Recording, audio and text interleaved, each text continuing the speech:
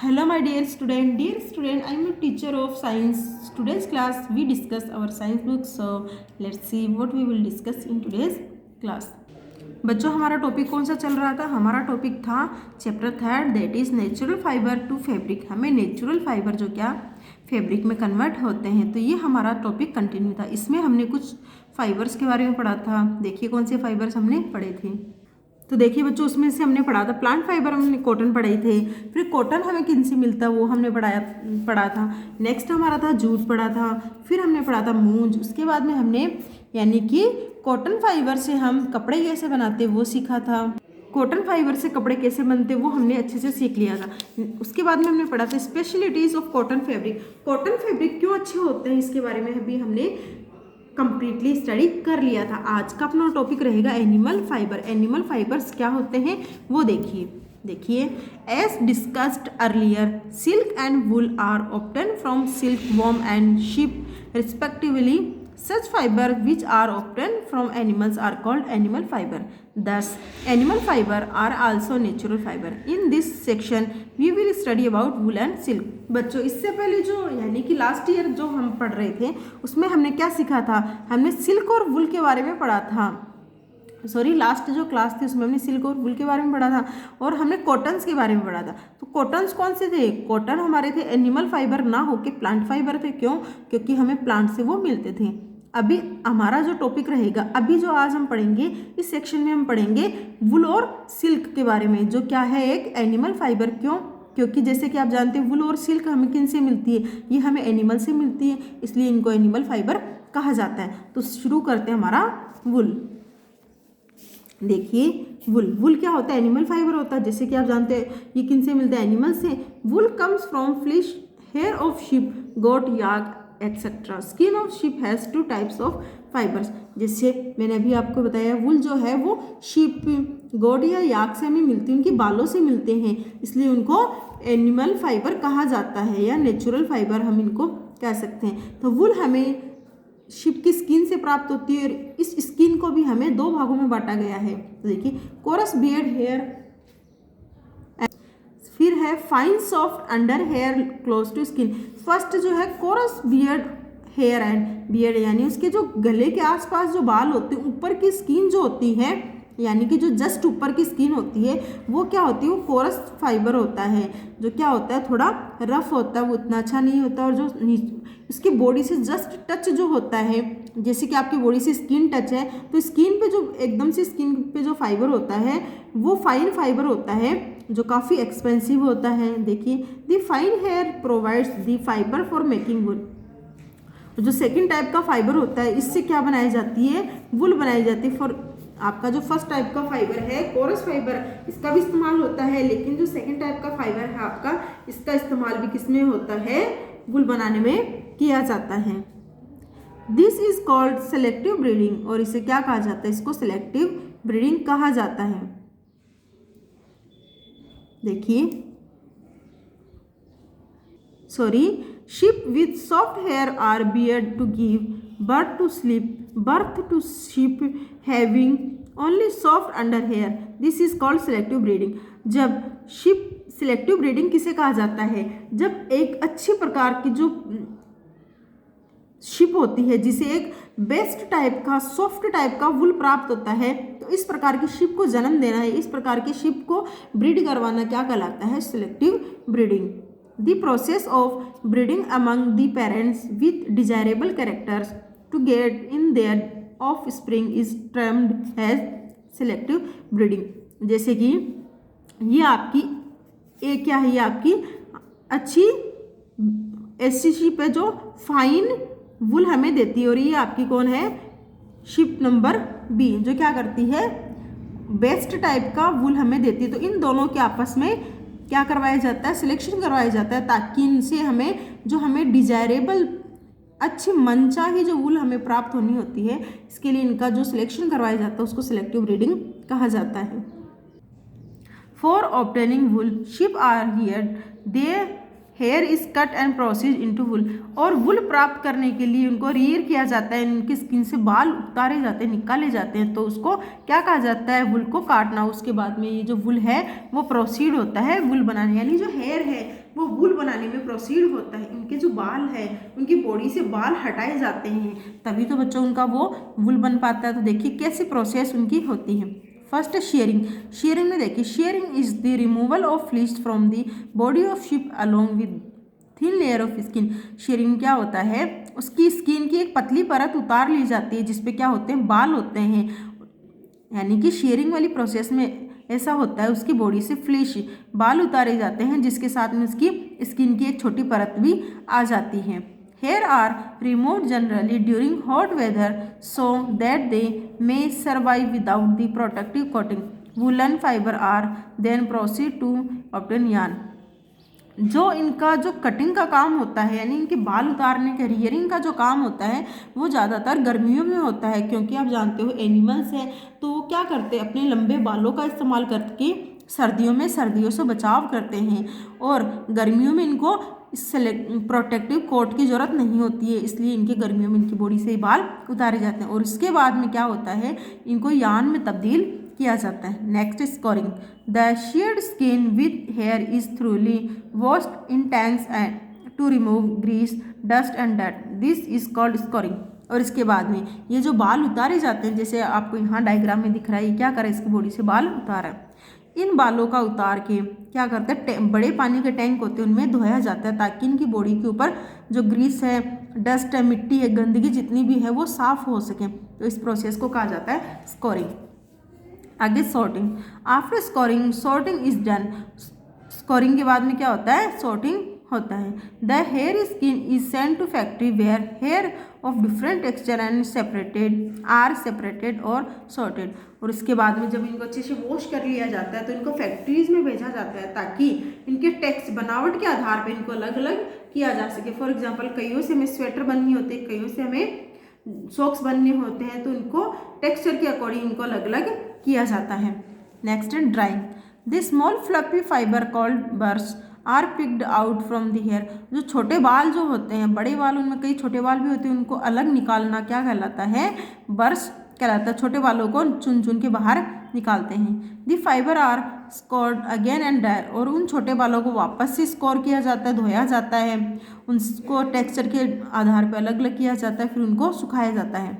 This is the wool ready to be drawn into yarn. और अब ये जो वुल है वो तैयार है फाइबर में कन्वर्ट होने के लिए। अब आगे क्या है, कलरिंग। अब फाइबर बन चुका है, धागे बन चुके हैं। The fibre are dyed in various colours as natural fleece of sheep and goats is black brown और वाइट। और कलर किया जाता है, यानी जो कपड़ा बनता है उसके अंदर उस कपड़े को, जो धागे से कपड़े बनते हैं उस धागे को कलर किया जाता है, यानी जिस कलर का हमें चाहिए, रेड, येलो, जैसा भी कलर है उसमें उनको कलर किया जाता है। फिर है रोलिंग इनटू यार्न। अब उसके बाद में क्या होता है, उनको धागों में कन्वर्ट किया जाता है, यार्न में बनाया जाता है।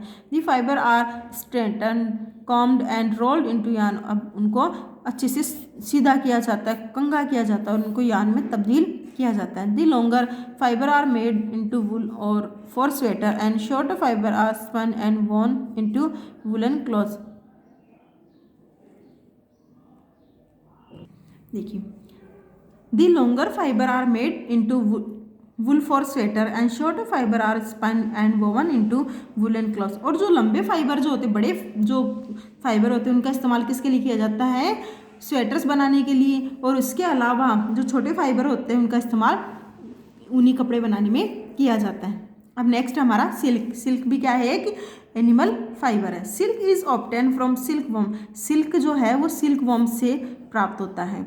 It is also an animal fibre. ये भी एक एनिमल फाइबर है। The rearing of silkworms for obtaining silk is called sericulture.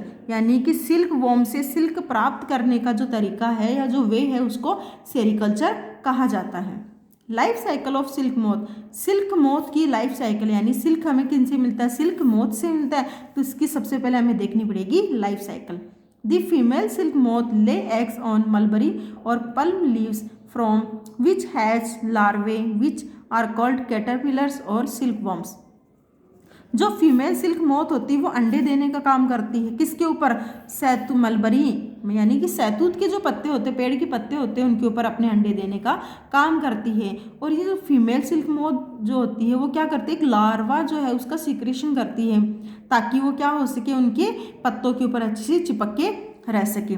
Caterpillars grow in size and weave a net to hold itself and enter next stage of its life stage called pupa. और silk moth जो होती है, जो क्या करती है, caterpillar को जन्म देती है, जो आगे जाके क्या बनने वाला है, सिल्क वॉर्म बनने वाला है। तो कैटरपिलर क्या करता है, अपने आप को किससे चिपका के रखता है, उस शहतूत के पत्ते के ऊपर अपने आप को लार्वा से चिपका के रखता है, और धीरे धीरे अपने आसपास एक नेट बना लेता है, जाल बना लेता है, अपने आप को बढ़ाने का काम करता है, और किस में कन्वर्ट होता है, प्यूपा में कन्वर्ट होता है।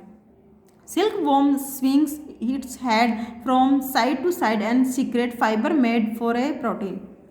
और क्या करता है, सिल्क वॉर्म अपने सर को चारों तरफ गोल गोल घुमा घुमा के एक जो फाइबर है उसका सिक्रेशन करता है, वो बाद में क्या बनता है, वो प्रोटीन, वो फाइबर जो है वो प्रोटीन का बना होता है। Fibre hardens on exposure to hair and become silk fibre. और ये जो फाइबर उसके माउथ से निकला है, जिसने अपने चारों तरफ से सिक्रेट किया है, वो आसपास के वातावरण में आके, हवा में आके थोड़ा हार्ड बन जाता है।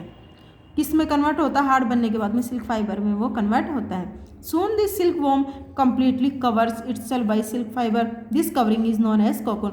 और जल्द ही ये जो प्यूपा होता है अपने चारों तरफ उससे जो सिक्रेशन करता है उससे अपने आप को चारों तरफ से कवर कर लेता है, और इसे ही क्या कहा जाता है, जब ये प्यूपा पूरी तरीके से अपने आप को सिल्क फाइबर से कवर कर लेता, ढक लेता है, तो इस स्टेज को कहा जाता है कोकून।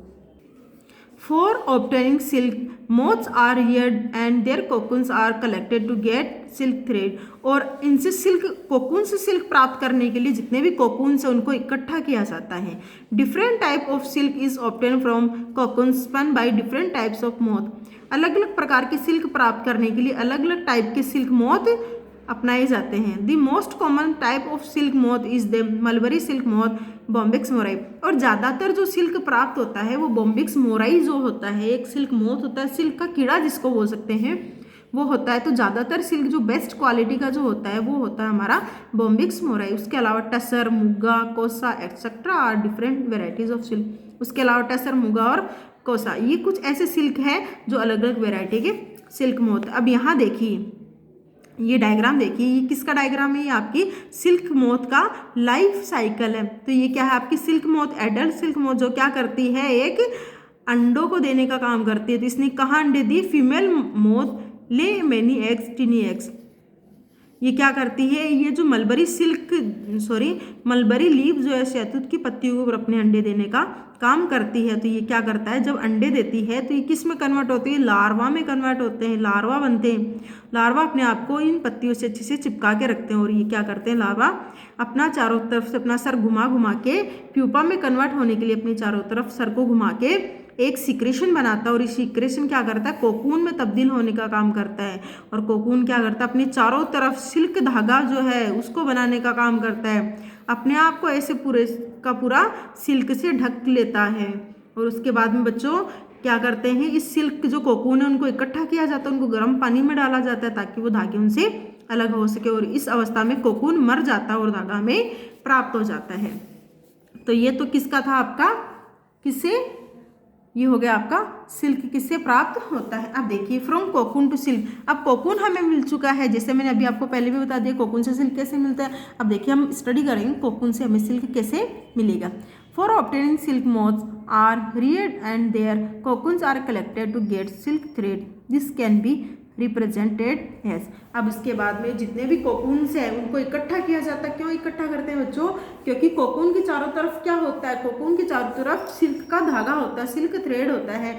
उनसे सिल्क थ्रेड प्राप्त करने के लिए क्या करते हैं, सिल्क थ्रेड जितने भी कोकून्स हैं उनको इकट्ठा किया जाता है। जैसे कि यहाँ दिख रहा है, ये क्या है, वाइट सिल्क है, ये चारों तरफ इसके क्या है, ये कोकून, हम इनको इकट्ठा करते हैं। ए pile of cocoon is used for obtaining silk fibre. The cocoon are kept under the sun or boiled or exposed to steam। अब क्या करते हैं, खूब सारे कोकून्स को इकट्ठा करते हैं और उनके बाद में या तो उनको धूप में रखते हैं या गर्म पानी में उनको या गर्म भाप में उनको डालते हैं। The silk fibre separated out. और अब क्या होता है, गर्म पानी में या धूप में यानी गर्मी के वातावरण में उसको रखते हैं तो अब क्या होता है, उनसे सिल्क फाइबर अलग हो जाता है। This process of taking out threads from cocoon for use as silk is called reeling और सिल्क। और ये जो प्रोसेसन है यानी ये जो प्रोसेस है जिसमें क्या होता है, कोकून से धागा अलग किया जाता है तो इसको कहा जाता है reeling the silk. Silk fibre are then spun into silk thread which are woven into silk cloth. अब सिल्क फाइबर से क्या होता है, इनको सिल्क के धागों में कन्वर्ट किया जाता है और इन सिल्क के धागों से क्या बनते हैं, सिल्क के कपड़े। ए फीमेल सिल्क मोथ ले hundreds of eggs eight A time. एक जो फीमेल मोथ होती है, सिल्क मोथ, वो एक बार में 100 से भी ज़्यादा अंडों को देने का काम करती हैं। The eggs are laid on leaves. और ये अंडे कहाँ दिए जाते हैं, मलबरी लीव्स के ऊपर, शहतूत की पत्तियों के ऊपर दिए जाते हैं। The eggs are warmed under suitable temperature for the larvae called caterpillar to hatch from eggs.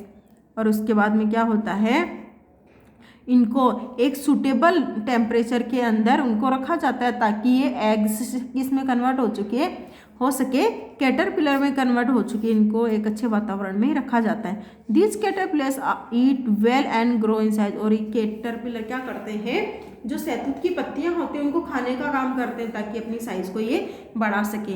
After 25 to 30 days this larvae stop eating and spinning cocoon. और लगभग 25 से 30 दिनों के बाद में ये लार्वे को खाने बंद कर दे, ये जो मलबरी सिल्क मोथ का जो कैटरपिलर है ये इन शहतूत की पत्तियों को खाने का काम बंद कर देता है और कोकून में कन्वर्ट होने का काम शुरू कर देता है। This silk moth develop from inside the cocoon. और कोकून के अंदर ही क्या बनता है, सिल्क मोथ का निर्माण होता है। तो यहाँ आपका ये चैप्टर कंप्लीट हो चुका है। तो नेक्स्ट जो हमारी क्लास रहेगी उस क्लास में हम करेंगे इस चैप्टर के क्वेश्चन आंसर। तो बच्चों यहाँ तक आपको कोई कन्फ्यूजन आप रहती है तो आप हमें पूछ सकते हैं। Thank you so much for watch this video. Have a nice day.